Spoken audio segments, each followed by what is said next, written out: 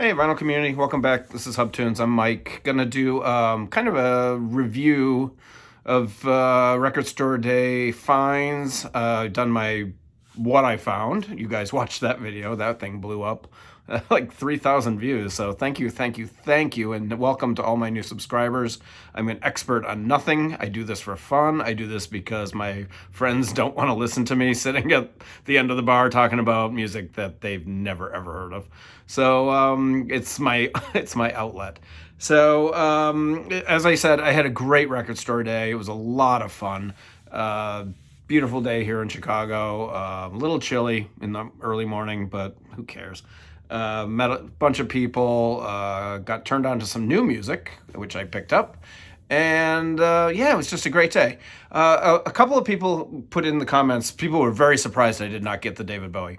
I have like 58 Bowie records. I've bought, for a long time, I bought everything that the Bowie estate put out. I bought every reissue, every color variant. I bought it all. I didn't pick it up. First of all, I think it was sold out. I did not see it at either shop that I went to, so I'm pretty sure it was already gone. I also find that those Bowie Record Store Day releases, they all get reissued. In a month, they're going to be sitting on the shelf. So I'll pick it up then. I think most of it. And, I just I'm on a budget. It's a high budget. So somebody said, I can't believe you stayed under budget. Well, you just set your budget really high and then you'll always stay under it, is kind of my theory. What was the other, excuse me. What was the other thing that people asked me? Oh, the electric fixation. I missed out on it. Neither store had it. That is the offshoot of Echo and the Bunnymen. I have that on CD. I absolutely love that record. That was a record day first, so it will be back out there. So I'll just grab it then, and maybe it'll be a little cheaper. I don't know. I don't even know how much it was. I think it was like 23 or something like that. It wasn't expensive.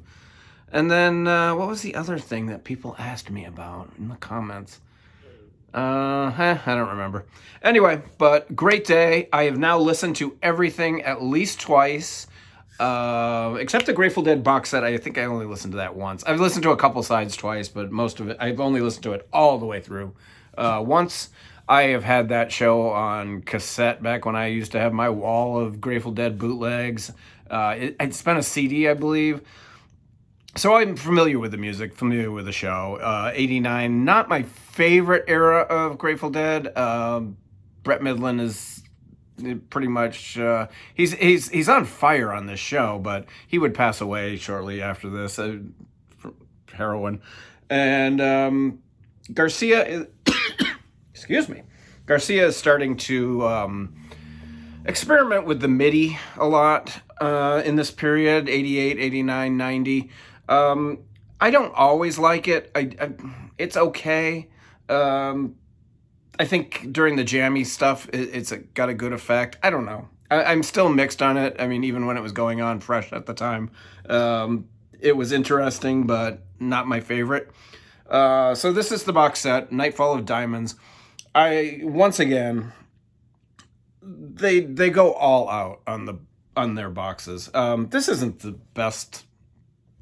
I don't think this is the best cover they've ever done, but it's got a soft matte finish to it. It's really nice. The text, it's almost textured. It's very, very nice, and the box itself, it's solid as can be. And they just go all out. It's little details like things like that. Just little details. Came in polyline sleeves.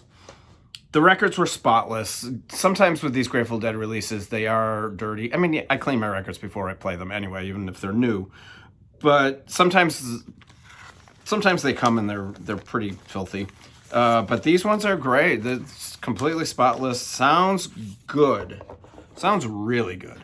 I don't know. I'm really enjoying it. It's got a bunch of songs from that Built to Last album, which really was not my favorite. Picasso Moon and the title track Built to Last, which is one of the worst Grateful Dead songs of all time. I can't stand that song. But man, the end of the show with "I Need a Miracle," "Dark Star," "Addicts of My Life" playing in the band, and "We Bid You Goodnight." I mean, that's great. There's some Brent Midland is really prominent on this. His keyboards are really out in the open. I love the Brent Midland era just because it harkens back to the Pigpen era. That powerful Hammond organ, and his piano playing is great. Everything, I love him. I absolutely love him. And he opens side 2 with "Never Trust a Woman." It's just so damn good. It's 7 minutes. His vocals sound terrific. He's just pounding away on the fucking organ. It's great. He also does. "I Will Take You Home," which is a beautiful ballad. The record came with this.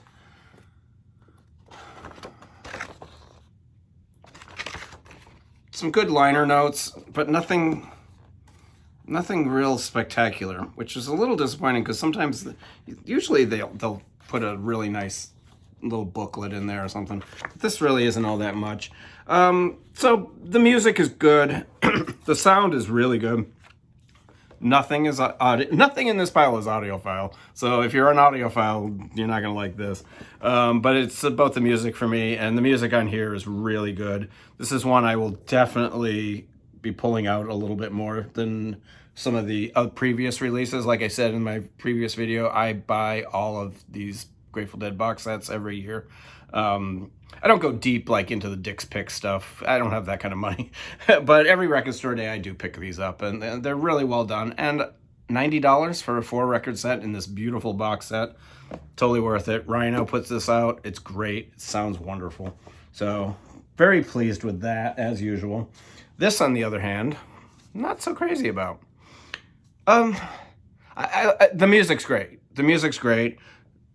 The artwork is great. This is the Jerry Garcia band, Electric on the Eel. This has been floating around for years again. This is, anyone who's a Grateful Dead fan has heard this. This has been out on bootlegs for a very long time. Terrific standards of Jerry Garcia band stuff, plus some covers, a little reggae covers, and some gospel covers. Really good stuff. Get Out of My Life Woman, Run for the Roses, Mission in the Rain, I love that song. My Sisters and Brothers, and then they close out the first set with Deal, the Grateful Dead classic. Then they open the second set with Harder They Come, Waiting for a Miracle, which is a new, more gospel-y song. Not new now, but it was new back then. And then the wonderful song, Don't Let Go. I just love that song. Close it out with Tangled Up in Blue, the Dylan song. So the packaging is weird. It's like a envelope, and this is not going to last. This is going to fall apart. This is kind of dumb. So you open it up, you get the songs, and you get track listing, lyric, just stuff, and you got the 3 records, which were very clean, beautiful lime green vinyl. You got the Rounder Records record label there in the middle. Let me finish with the packaging. So you open it up, and then there's another little flap here.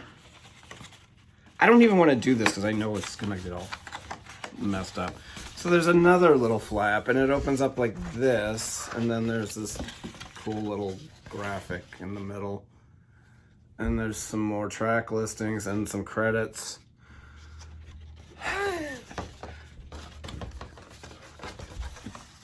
I'm disappointed. I would rather have a box like the Grateful Dead one. I know it's a different estate. They're not... I don't like this, but it is what it is. I can't do anything about it. Terrific artwork on the front cover. Beautiful. If this was in a box like the Grateful Dead one, man, this would be great. The sound quality is bootleg sound quality. It's not great. $70, $60. I think it was 60. It's a 3-record set. You know, it's an archival release. It sounds okay. And maybe I need to give it another spin. I just wasn't real impressed with the sound the first time around. But the music itself is top notch. The band's playing really well. So, I don't know. It's going on the shelf, bro. Because it's just going to go on the shelf. I mean, I'm not going to get rid of it. And I'll play it. I'll play it every once in a while, I'm sure. But it's not the first Jerry Garcia Band live record I would pull off the shelf. Definitely not. They've done better. And you know what was a little disappointing is last year I bought a Garcia Band record store day release, and that wasn't good either. I forget what that was. Yeah, I forget what that was, but it wasn't real good either. So anyway, plus and minus on the first two. This is great. I left the hype sticker. I'm not a hype sticker person. I should probably just take this off. But Parliament's debut, they've expanded it to 2 records. It's originally a single. I like this a lot. It sounds really good. The sound is excellent. I love Parliament. I know this isn't the funkiest of funky Parliament. I like the rawness of it. I like the shorter songs on it. Because some of those later Parliaments, I mean, sometimes you'll have a 8-10 minute song. I kind of dig this. This is different. And I think I had heard this maybe a little bit, but I wasn't super familiar with this. And I really dig it. I think it's great. And it's got some really cool stuff on the second disc. I would highly recommend people get this. I've also heard that the pricing on this was all over the map. Somebody told me they paid $40. I think I paid, I don't remember what I paid. But yeah, I heard the pricing on this was crazy. Like some people paid like $30 and some people paid up to like $40 or $50. So I don't know what that deal is. But yeah, I was going to buy it no matter what the price. So yeah, enjoy it. It sounds really good. Excellent record. I love this guy. I said all this, a lot of this I'm repeating from my first video, but this guy's great. And I've been buying his record store day releases for the last 3 or 4 years. And this one's beautiful. It had one of those silly OB strips and everything off. And the OB strip basically covered the beautiful artwork that's on the cover of this record. And this is Yanaya by Pucho and his Latin Soul Brothers. Isn't that a gorgeous photo? I just don't know why they cover it up with like a OB strip. Totally useless. This is Latin funk via New York. And man, this is good. I love stuff like this. I love Latin funk. I love African funk. I love stuff like this. It's put together really well. It's nice thick cardboard. It is on, no, it's just on black. It's Kubop Records. It's an archive series on Kubop Records. This is a reissue. I don't know when this came out. I'm going to say early 70s. But every one I've bought is just so much fun. They're party records. And do that after the video's over. But they're just party records, and this is no exception. It's wonderful. I like the one that came out last year a little better, but this one's terrific. It's got it opens with Chili's Con Carne, the Kenny Burrell song, and it's just fun. It's funky and wild. And what else is on? That's not the opener. The opener is a song called Seize the Bombing. And it's really good. It's excellent. I've been digging this. The third song, Homeland, I didn't care for.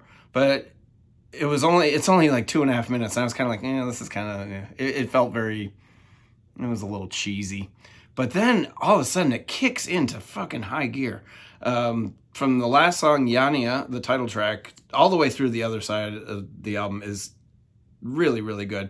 They do a cover of Namia, the John Coltrane song, and it's really out there and fun. And I highly recommend picking this stuff up. And, it's $22. this was nothing. You know, it's just a fun record to have in your collection. These guys are grooving. Just really fun music. I'm definitely enjoying it. It sounds good. Sounds really good. The pressing was clean and flat and everything. I don't. None of these records, all the pressings of everything are really good. No issues with flat or dirty, except for the Grateful Dead was a little dirty. Everything else totally fine. I don't get messed up records. I haven't returned a record in years. I see all these videos of people returning records because they're warped or flat or no fill or anything. I haven't had no fill on a record in probably 6 or 7 years, and back then we didn't even know what it was. We didn't care. We just dealt with it. So this record is freaking awesome, man. What's my favorite? I don't know. This might be my favorite of them all. But I knew this record. I love this record. I told the story about going to see them live in concert. One of the best concerts I've ever been to. They are completely into themselves. They are obnoxious. They are, this is the Hives. And they are a punk band from Sweden. And they're just awesome. If you ever get a chance to see them live, go see them. They got it going on, and this album is an absolute banger all the way through. It is a perfect record. There is just not a bad song on here, and there's a lot of songs on here, and there's not a bad song on here. It opens with Tick Tick Boom, which is just a powerhouse, freaking great song. Try It Again follows up. It's great all the way through, and the vinyl pressing holds up. It comes with here's a great picture. This is a great picture of the band, and it's on black vinyl, and it comes with, how am I gonna undo this? It comes with a poster, and if I was a kid in high school, I'd be hanging this on my wall and having a great time. It's a double-sided poster. Look at that. But I'm not a 16-year-old kid anymore. And that'll just go right back in the record. It's awesome. It sounds great on vinyl. I don't think this has ever been released on vinyl. I could be wrong, but I don't think it's ever. I haven't put everything into Discogs yet. I'll have to check and see that out. Let's check it out. This is their third or fourth album. But man, pick this up, guys. This is a fun record. The Hives. It's called the Black and White album. I always thought it was just called The Hives, but yeah, great freaking record. I love it. This was one I was really looking forward to because my copy was kind of shitty. So this is basically replacing my old copy, and this is Lowell George solo album after he left Little Feat. It's called Thanks, I'll Eat It Here. Terrific record, sounds like Little Feat. It's just Lowell George. He's just great. It's got a lot of information on everything here. It's got write-ups. It's got all kinds of stuff. You got a couple of photos. You got a couple of essays. It's a really good set. Just really good. It is also on black vinyl. I know how people love to see the colored vinyl. I got yelled at in one of my videos, one of my record store videos. I think it was like one of my very first record store videos. Somebody in the comments went after me. Why are you not showing the color variant? Because the records are sealed and I haven't opened them yet. And it's just color. I mean, if it was something special, I would show it. I mean, colored vinyl doesn't really mean much to me. It's got a really nice inside there. It's nice and green. They did a really nice job of this. Really good job. If you don't know this record, definitely pick it up. It's got some of the outtakes are really good. Side 4. They do an alternate version of Two Trains, Honest Man, Easy Money, and Brickyard Blues. So really cool stuff. So there is a few Little Feat songs on it. If you like Little Feat, you got to own this record. Absolute must have. So really good stuff. Sounds great. The pressing is beautiful. This is one that I was super looking forward to, and it's okay. I'm super into Mano Dibango, and he is a saxophone player from Africa. Um, man, I love some of his records. I got a bunch of his records, and they're smoking records. This one's meh. This one's all right. 1976.